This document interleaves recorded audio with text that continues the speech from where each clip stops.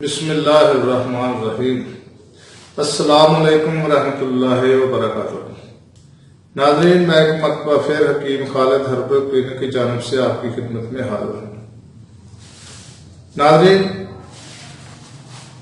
میری پچھلی جتنی بھی ویڈیو چند دن سے وہ چل رہی تھی وہ تھی امراض دل کے بارے میں۔ آج میں جو شروع کرنے والا ہوں، جس مرض کی ابتدا کرنے لگا ہوں، وہ ہے معدہ کے امراض۔ معدہ کے بہت سارے امراض ہیں، بالترتیب میں انشاءاللہ تعالی آپ کو ہر مرض کے بارے میں آگاہی دوں گا۔ کیونکہ آج میری ویڈیو تھوڑی سی لمبی ہے، لیکن جن لوگوں کو یہ مرض ہے وہ تو ضرور دیکھیں گے اور اس کو غور سے سنیں اور دیکھیں، اور انشاءاللہ تعالیٰ اس ویڈیو کا آپ کو فائدہ ہوگا۔ اور آج کی جو مرض ہے اس کا نام ہے معدہ کی سوجن، یعنی کہ ورم معدہ۔ اردو میں معدے کی سوجن اور طبی نام ہے اس کا ورم معدہ، اور انگلش میں اس کو کہتے ہیں گیسٹرائٹس۔ یعنی کہ یہ بہت زیادہ مرض ہے۔ میرے پاس تقریباً جتنے پیشنٹ آتے ہیں ان میں سے 70 یا 75% میرے جو ہیں وہ معدہ ہی کے آتے ہیں۔ تو ناظرین، اس کی میں تھوڑی سی آپ کو آگاہی ضرور دوں گا، اس کے اسباب کیا ہیں، اس کی علامات کیا ہیں، اور آخر میں اس کا میں آپ کو علاج بتاؤں گا۔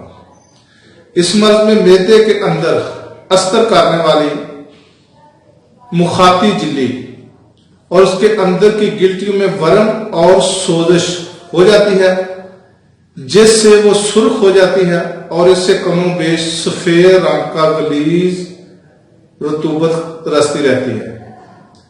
اس کی صورت یہ ہوتی ہے کہ کوئی موذی یا خراش پیدا کرنے والی چیز مواد فاسدہ معدے کے اندر پہنچ کر اس میں تحریک اور سوزش پیدا کرتی رہتی ہے، جس سے اس کے اندر ورم اور سوزش پیدا ہو جاتی ہے۔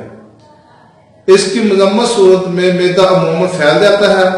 اس کی غشا مخاطی موٹی، سخت اور خاکستری رنگ کی ہو جاتی ہے۔ تو ناظرین، کوئی بھی غذا استعمال کریں تو اس کو خصوصی طور پہ دھو لیا کرے، اچھی طرح سے صاف کر کے ناقص غذا استعمال نہ کرے، جس سے معدے کو نقصان ہوتا ہے۔ تو اس کے لیے احتیاطی تدابیریں میں آپ کو بتاؤں گا۔ تو اس کے اسباب میں آپ کو بتاتا ہوں کہ اسباب کیا ہے اس کے۔ ورم معدہ ہاتھ اکثر کا غذا کی خرابی سے پیدا ہوا کرتا ہے، چنانچہ سکیم، باسی اور متفن غذا یا ڈبوں کی بند اشیاء،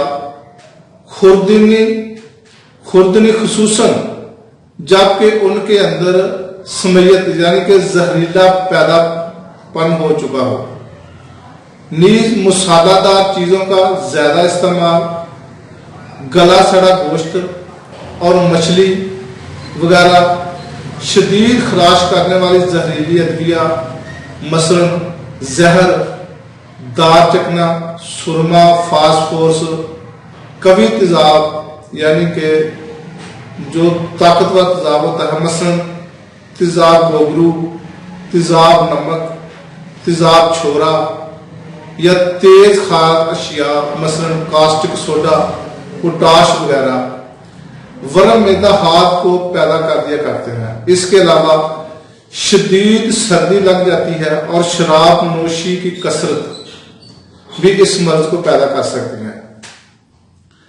شدید بخار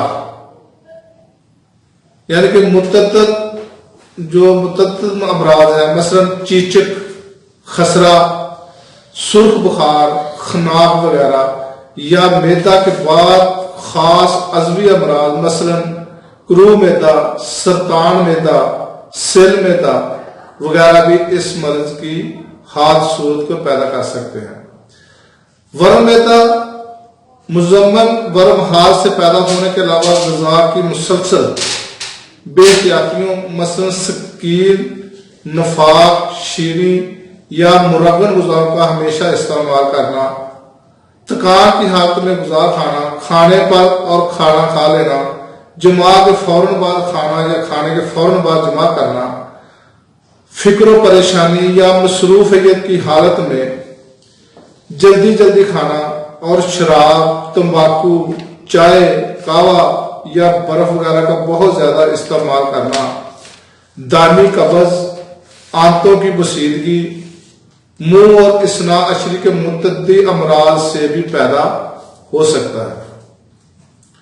कमजोर बच्चों को कई कमी खून के मरीजों, बुखार वगैरह शदीद अमराज से शफा पाते हुए नातवार असबी मजाज के अशखास और दिल के अमराज, रिया, जिगर, गुर्दा के बाद अमराज या वजह मुफासल, नुकरस, आतिश वगैरह के मरीजों में इस मर्ज में मुब्तला होने के ज्यादा चांसेस होते हैं। तो नाज़रीन, इसकी अलामात जो मैं आपको बताऊंगा कि इसकी अलामात क्या है।